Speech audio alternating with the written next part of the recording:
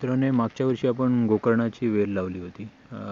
थोडेसेच बिया लावलेले, त्याच्यापासून हे भरपूर मोठं आता एक कॅनोपी तयार झालेली आहे. या इथे आपण 4-5च बिया सोडल्या होत्या आणि बघू शकता आता या इथे पूर्ण एक फ्रेम तयार झाली आहे. दोन्ही बाजूने लावलेले आणि बऱ्यापैकी भरत केलेले आहेत. या पावसाळ्यामध्ये खूप जास्त भरतील. आता याच्या आपण बिया मागच्या वर्षी खूप जमा केलेले आहेत. 1 वर्षामध्ये आपण हे एवढ्या बिया जमा केल्या आहेत. जवळजवळ हे आता उचलून बघितलं तर 3 किलोच्या आसपास या बिया आहेत. तर या बिया आपण आता सेपरेट करणार आहोत. या शेंगा ज्या असतात त्या शेंगांमध्ये या बिया सेपरेट करणार आहोत आणि ते पुन्हा आपण लावण्याचा प्रयत्न करू.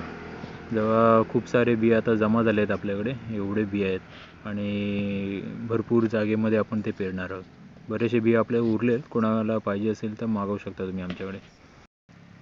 ही यावर्षी फेन्सिंग बनवली आपण. अगोदर या इथे सर्व केळीची झाडं होती, ती काढली आहेत आपण, कमी केली आणि या इथे आता ही आपण बांबूची फेन्सिंग बनवली. त्यामध्ये ही आता जी चर मारली आहे त्या चरमध्ये आपण त्या बिया टाकणार आहोत आणि जेणेकरून मग त्या बिया या बांबूंवरती पसरतील आणि कदाचित खूप चांगलं दिसेल, सगळीकडे हिरवंगार दिसेल आणि आपले गोकर्णाची फुलं दिसतील.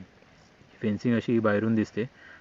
काही दिवसानंतर या इथे पूर्णपणे भरलेली असेल ती आणि गोकर्णाची मस्त मस्त निळी फुलं येतील. जिथे बांबू आपण पुरले त्या तिथे जास्त टाकणार आहोत बिया, जेणेकरून या बांबूचा सपोर्ट त्यांना मिळेल आणि त्यांची वाढ खूप चांगल्या प्रकारे होईल. पुढच्या व्हिडिओमध्ये बघूया आपण याचा कसा रिझल्ट येतो.